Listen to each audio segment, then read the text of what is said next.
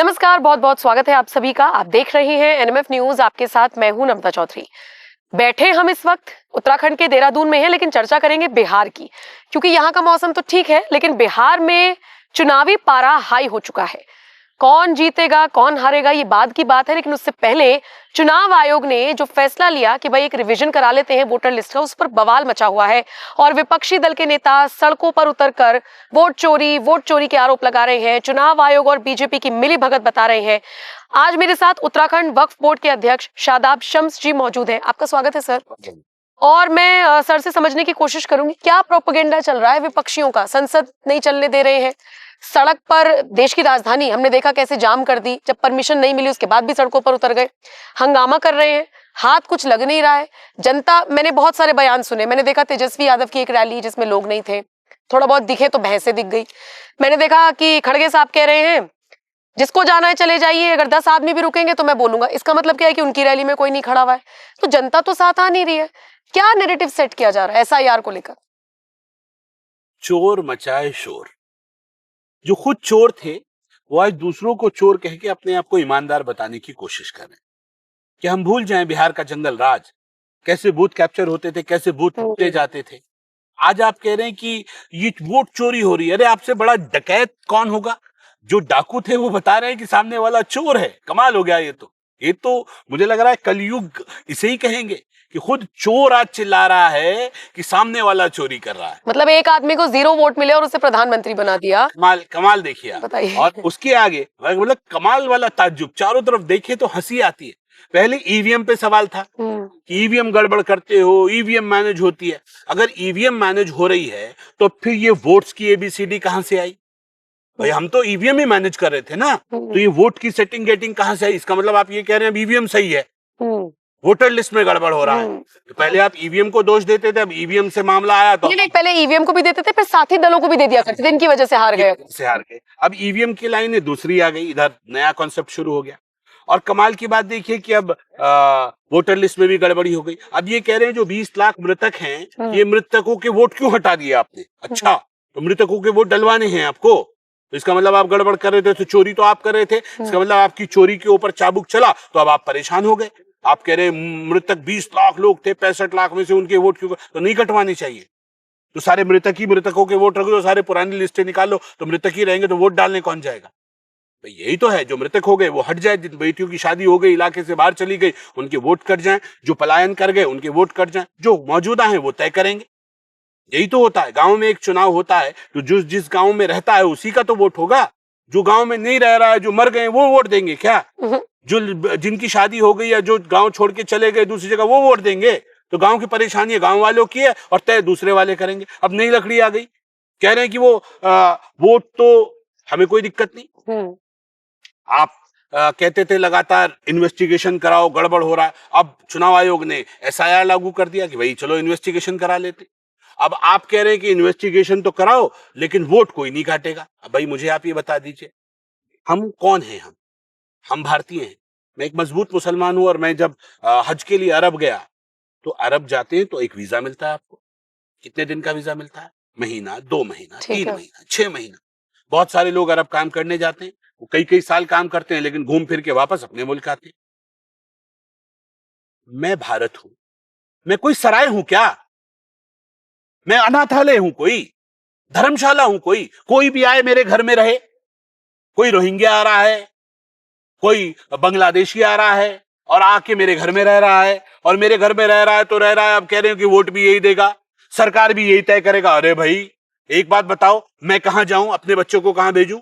बड़ी बड़ी ईमानदारी दिखा रहे हो। मतलब एक कोई बाहरी व्यक्ति मेरी सरकार तय करे, वो यहां रहे भी, आपको वोट दे। अगर आपको उसके वोट का लालच है तो आप ये चाहते हो कि देश की सरकार बाहरी लोग तय करें, तो जोड़ लो पाकिस्तान को, पूरे जोड़ लो बांग्लादेश को। खुल के कहो ना कि सबको जोड़ के इन्हें मिला के वोटिंग करा देते हैं। मजाक बना दिया। और अगर हमारे ही साथ मिलाना था और इन्हीं लोगों के वोटों से जीतना था और इन्हीं लोगों ने सरकार बनानी थी, तो अलग क्यों किया था? बिल्कुल नहीं, लेकिन वो लोग सवाल उठा रहे टाइमिंग पर, कह रहे लोकसभा चुनाव के दौरान क्यों नहीं हुआ। अच्छा, और अब पूरे देश में होना चाहिए। तो बिहार को मुद्दा क्यों बना रहे हैं? एक काम कर लेते ना, मैं वही तो बोल रहा हूं कि बांग्लादेश को बिहार से जोड़ दो, फिर चुनाव करा लो। चलो हम तैयार हैं।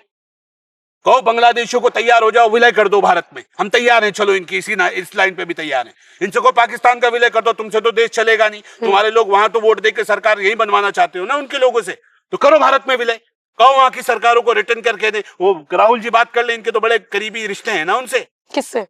पाकिस्तानियों से और बांग्लादेशियों से, उन्हीं की तो बातें रो रहे हैं, उन्हीं के वोटों पे तो मातम हो रहा है भाई। म्यांमार के वोटों पे, रोहिंग्याओं पे मातम हो रहा है, पाकिस्तानियों पे मातम हो रहा है, बांग्लादेशियों पे मातम हो रहा है, तो उनसे कहो विलय कर लो भाई, दोबारा अखंड भारत बनाते हैं, कर लेते हैं दोबारा चुनाव, कौन सी दिक्कत आ रही है, आ जाओ ना, बिहार को छोड़ो पूरे देश का चुनाव कर लेते हैं, दोबारा जोड़ लो, चलो।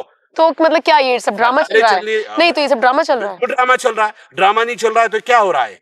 और आप आपा पीट रहे हो कि ये गड़बड़ हो रहा है, वो गड़बड़ हो रहा है, चोरी हो गई। अभी देखा मैंने एसआईआर पे, वो मौलाना समाजवादी पार्टी के मुरादाबाद से आते हैं मोहिबुल्ला नदवी, वो कह रहे थे उसमें, मैं आज मैं मरूंगा, हट जाओ मुझे छोड़ दो, मैं मरूंगा। ये मौलाना है, इनसे पूछो इस्लाम इनके बारे में क्या कहता है। खुदकुशी तो कुफ्र है इस्लाम में, हम मौलाना खुदकुशी करने जा रहे, कमाल हो गया भाई, वाह मौलाना। इसलिए कहता हूं ये पॉलिटिकल मुसलमान हैं, इनके भेष में मत आओ, ये राजनीति नहीं है, ये राजनीतिक लोग हैं, ये मुसलमान नहीं है, ये जो चोगा पहन के ये गुमराह कर रहे हैं लोगों को, ये समझिए। इससे कह रहे थे मैं मरूंगा आज, मैं मर जाऊंगा आज मर के दिखाऊंगा। अरे भाई अगर आपको मरना है तो इस्लाम तो ये कहता है कि आत्महत्या कुफ्र है, अधर्म है आत्महत्या, और आप मुसलमान होके उनके लीडर होके मुसलमानों को, और आप जो मातम कर रहे थे आज मैं मरूं, वही तो फिर इससे बढ़िया तो आपको तो अब मौलानाओं से इस पे फतवा लेना चाहिए कि ये जो आप कर रहे थे ये जायज है क्या इस्लाम में। तो आप पॉलिटिकल मुसलमान है ना, ड्रामा करके मत दिखाओ, मुसलमान मत, आप कहो समाजवादी पार्टी के कार्यकर्ता हो, हमें तो मालूम है आप समाजवादी पार्टी के कार्यकर्ता हैं, आप मस्जिद को अपना वो क्या बोलते हैं उसे ऑफिस बना के वहां पर मीटिंग्स होती है ना, मीटिंग चलाओ, वहां तक कोई दिक्कत नहीं है हमें, लाल टोपी पहन के आओ सब, फिर हरी टोपी वाले भी आएंगे, आरजेडी वाले, हम सही बात है। अच्छा लेकिन एक बात बताइए मुझे, ये उत्तराखंड में भी जरूरत है एसआईआर की, होना चाहिए? हम ये कह रहे हैं एसआईआर नहीं होना चाहिए, एनआरसी होना चाहिए।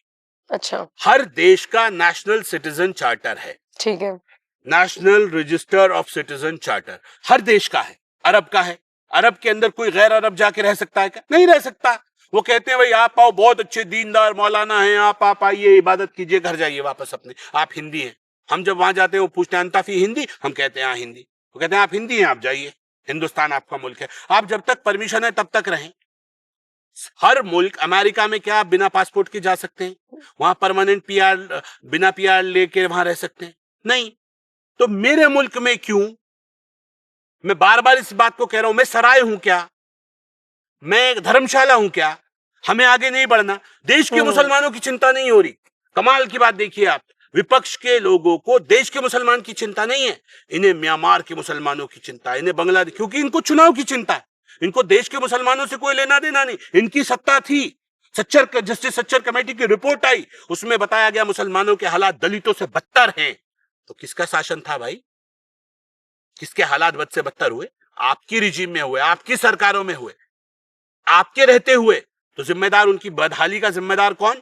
आज जब उनको मुख्य धारा में जोड़ने की बात की जा रही है मोदी सरकार के द्वारा, जब उनको सारी योजनाओं में ईमानदारी से राइट मिल रहे हैं, ये देवभूमि उत्तराखंड है, यहां पता है आपको हर मुसलमान का इलाज मुफ्त है, क्योंकि हमने उत्तराखंड की आयुष्मान भारत योजना जो मोदी सरकार लेके आई, और उसके साथ यहाँ उत्तराखंड की सरकार ने उसमें आयुष्मान भारत, अटल आयुष्मान योजना जोड़ी, और दोनों योजनाओं को जोड़ के मेरे युवा मुख्यमंत्री और प्रधानमंत्री मोदी धामी सरकार पूरे उत्तराखंड को मुफ्त इलाज दे रही है, 5 लाख रुपए का सबके लिए मुफ्त इलाज। अब इससे बड़ा न्याय हो सकता है कहीं क्या?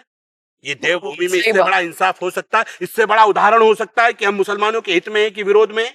अगर हम आपके विरोध में होते तो आप ये सब ना करते। क्यों करते आपकी मदद? आपको सारी योजनाएं, अटल आयुष्मान योजना, ये योजनाओं का लाभ, ऊपर से आपको मुफ्त आवास मिल रहे हैं, बिल्कुल आपको मुफ्त राशन मिल रहा है, सब कुछ दे रहे हैं, और उसके बाद कई कटमुल्ला आके कहते हैं कि नहीं ये सरकार तो मुस्लिम विरोधी सरकार। ये न्याय नहीं होना चाहिए।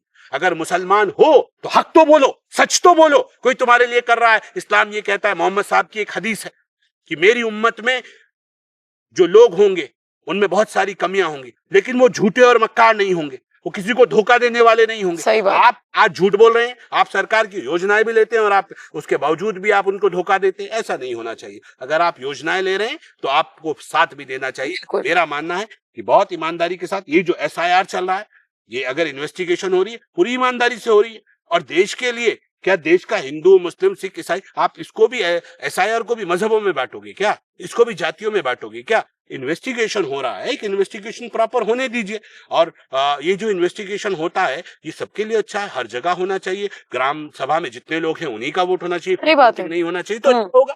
मुझे लगता है कि विपक्ष पूरी तरह से बौखला गया है, घबराहट में, और उसे लगता है कि अब उसके आने का कोई रास्ता नहीं दिख। ठीक है, फोड़ना शुरू कर दो। ठीक है, ठीक है, बहुत बहुत शुक्रिया सर हमसे बात करने के लिए।